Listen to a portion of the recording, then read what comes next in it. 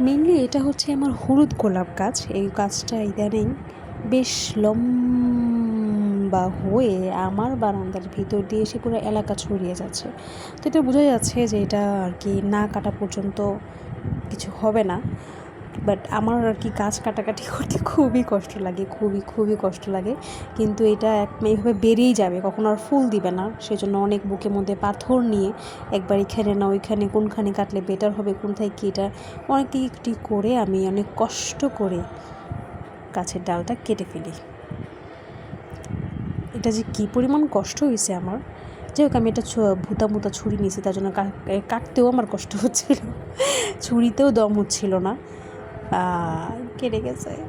It's really bad, feeling very bad. আমি অনেক কষ্ট পেয়েছি, অনেক কষ্ট নিয়ে আমি এই গাছটা কাটছি। যাই হোক, এখন কাটতে তো হবে, কারণ এটা বাড়তেই থাকবে, ফুল কখনোই দিবে না। তো কাটার বেশ কিছুদিন পরে হচ্ছে গিয়ে দেখা গেল এই যে আবার পাতা হওয়া শুরু করেছে। এটা হচ্ছে নতুন পাতা। আশা রাখছি তুমি সুন্দর ফুল দিবে।